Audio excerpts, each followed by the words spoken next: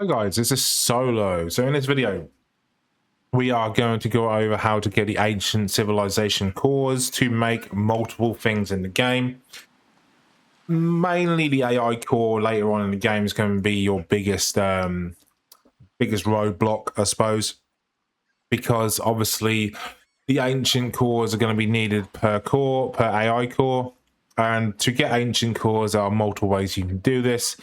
You can go and do an expedition, but they take a very long time, and you have to be quite high level to get the higher level expeditions to get multiple cores each run. And it does take quite a long time to do, which is really annoying. So I've been racking my brain around. Sometimes you can get lucky and get them in boss fights and stuff like that. But I've been racking my brain about and trying to work out how I can farm these. So I have worked out a way to do it.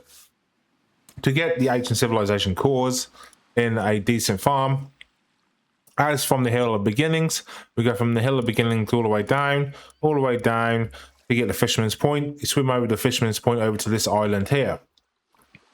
Over here, there will be the sealed realm of Terraria. And from the sealed realm of Terraria, what you are going to do is you're going to go over to here. You'll see this little statue here. And what we're going to do is we're going to farm this dungeon. Why are we going to farm this dungeon? I will tell you why.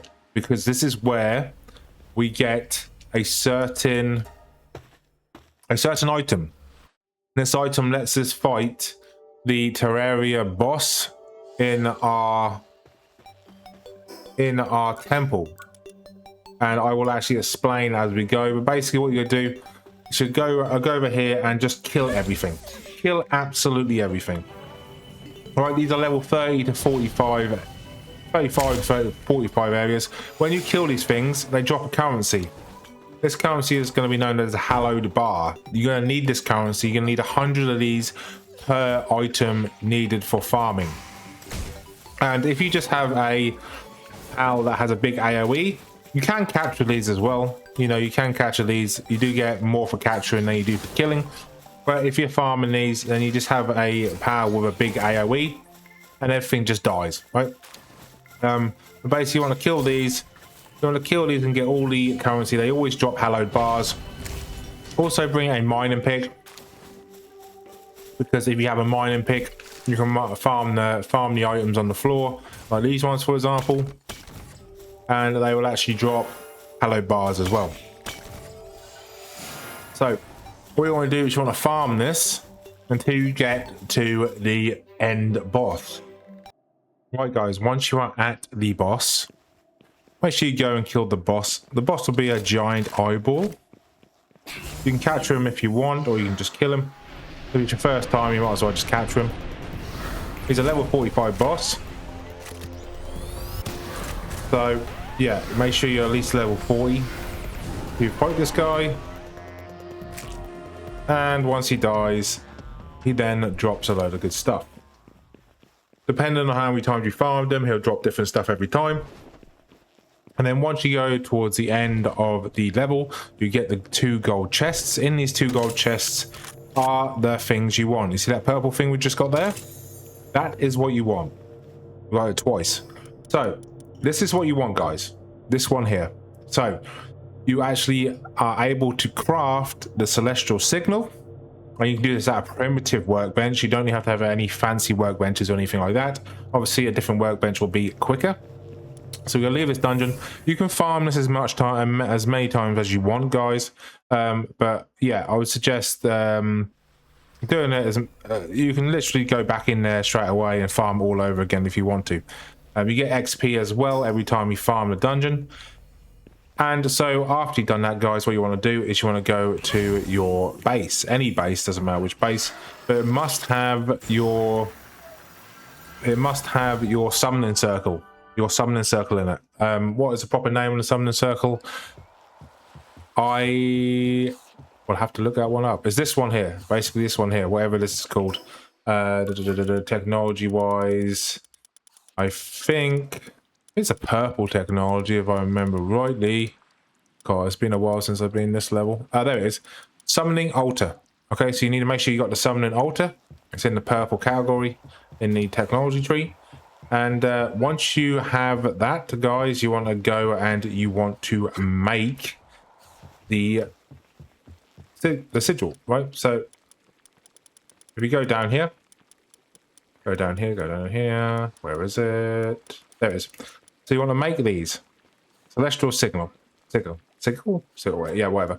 You want to make it. It costs 100 hollow bars. You want to make as many as possible. And once you have made them, you need a team to go in the Palworld area. Don't know why I did that. Went in the Palworld area, waiting for this guy to make it. Come on. Come on, make it for me. Make it for me. Come on, let's go. Let's go. Let's go. One time I want him not to be slow. This guy eats way too much, dude. Come on. Dude, where is he? Where is he? He's pigging out, no doubt. What a surprise. Dude, this little flower girl eats so much, it's ridiculous. But anyway, it's made. Okay, she's really quick though. So, but once you made the signals, go over here and go over to here and click on the celestial signal. Go to raid area. Don't do it in your base, guys, because you do it in the base, it might destroy your base and it costs an absolute fortune in time to try and remake everything. But once you go over to here, what you want to do, you can have a team. So we're going to put our team out. I normally just put my strongest pals, like so, and then I summon one of my pals as well. Oh, by the way, look at that guy. That guy's huge. Yeah, so put one of our pals out as well.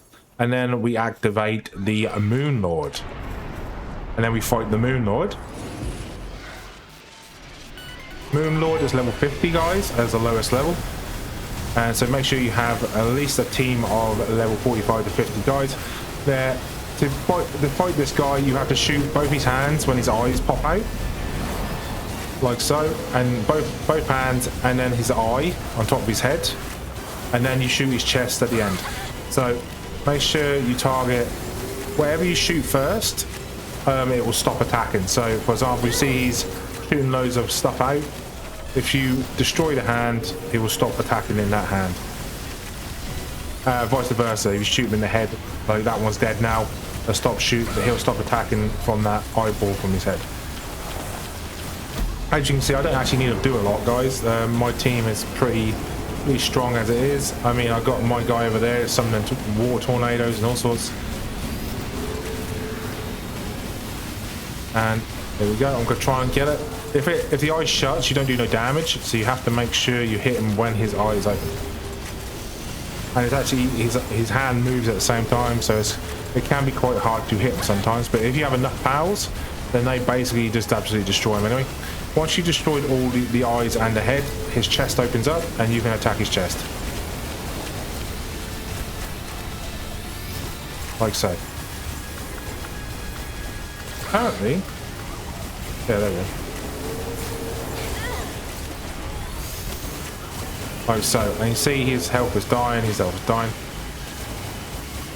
The guy is that normally I'd kill him a lot quicker in this, but for some reason my team is actually struggling for some reason, which is a weird one.